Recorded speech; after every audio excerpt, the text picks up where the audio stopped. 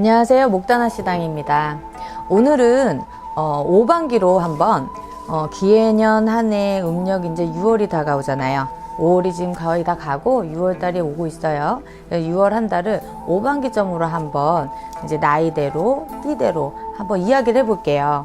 이제 5반기라고 한다는 거는 색깔을 5가지를 가진 깃발을 가지고 저희가 이제 점을 치는 행위를 갖고 말씀을 드려요. 이 중에서도 이제 저희가 제일 좋다라고 하는 깃발 딱 2가지가 있어요. 그게 이제 이제 빨간 깃발하고 파란 깃발을 재물과 재수라고 일컫고 말씀을 드리는데, 하나씩 말씀을 드리면서 깃발의 의미도 조금 읊어 드리려고 해요. 이제 원숭이띠에 대해서 한번 이야기를 해볼게요. 원숭이 임신생인 28 올해 자 직장운을 한번 볼게요. 직장운이 어떻습니까? 라고 보니까 직장운을 보니까요, 제가 이 2 깃발이 딱 짚혔을 때는 마음을 가지고 많이 얘기하고 신경적으로 많이 하고 성격적으로도 많이 말씀을 드려봐요. 이제 서로 조금 예민할 수 있다는 거, 직장 안에서든 사람하고든 조금 예민하는 부분이 좀 부딪힐 수 있겠다라고 말씀을 드리고요. 이동에 대한 거는 사실은 없기 때문에 음력 6월은 이동 걱정을 안 하시는 게 좋을 것 같고요. 그리고 새로운 직업이나 새로운 일을 시작을 하고 하는 것도 좀 처음 시작 음력 6월 달은 나쁘지 않겠다라고 얘기는 해요. 그리고 연애운에 대해서 한번 얘기를 해볼게요. 임신생들의 오늘 연애운이 어떻습니까를 보니까요. 연애운은 대체적으로 좋네요. 서로 얼굴 마주 보는데 웃음 연락할 일도 있는 거고, 그리고 또 만약에 이제 결혼에 대한 이야기를 조금 오고 간다 한다 그러면은 마음이 좀 잘 맞겠어요.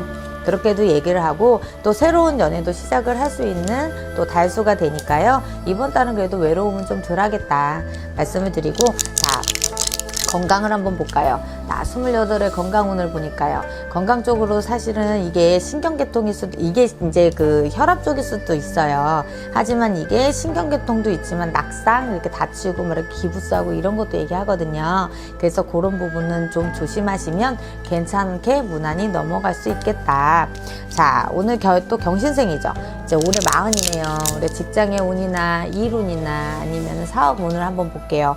보니까요. 이번 달은 무언가를 추진을 하려고 했을 때 너무 급히 마음 먹지 마세요. 이동에 대한 고민도 하게 되고 사람에 대한 고민도 분명히 하게 되는데요. 이동과 사람 자체가 사실은 생각한 대로 조금 표현한 대로 되지가 않고 상대도 똑같이 따라와 주질 않아서 의견이 조합이 좀 안 될 수 있겠다 얘기를 하고요. 직장에서도 윗사람이든 아랫사람이든 동기 간에 조금 오해는 생길 수 있으니까 이번 달은 좀 지혜롭게 넘어가시기를 당부드리고, 연애에 대해서 이야기를 한번 해볼게요.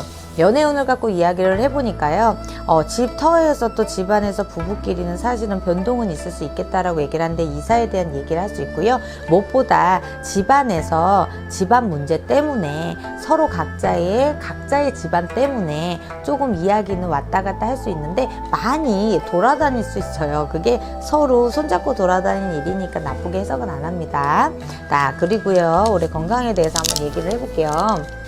건강에 대해서 이야기를 해보니까 건강도 조금 비슷하게 나오기는 했는데, 사실은 이제 여러 문제로 보지만 이게 건강깃발로 봤을 때는 좀 사고가 있어요. 그러니까 차 사고 같은 거 좀 조심하시기를 바라고, 이거 같은 경우는 신경이나 과민이나 예민에 대한 이야기를 하니까 조금 예민하고 과민할 수 있겠어요. 남자분도 그렇고 여자분도 그렇고 좀 조심해 주기를 말씀을 드려볼게요. 무신생이 옳습니다. 52세예요. 직장의 운을 한번 볼게요. 직장의 운을 한번 보니까 하시는 일, 만약에 터전을 팔아야 돼요. 터 때문에 고민을 하고 있습니다. 라고 얘기를 한다 그러면은 주변에 알려주는 것도 나쁘진 않을 것 같아요. 그래서 주변 사람의 도움을 조금 받을 수 있겠다 생각이 들고요. 그리고 관직의 운터전 자체가 관직이 좀 불안정할 수는 있어도 그래도 음력 6월은 괜찮습니다. 넘어갑니다. 라고 말씀을 드릴게요.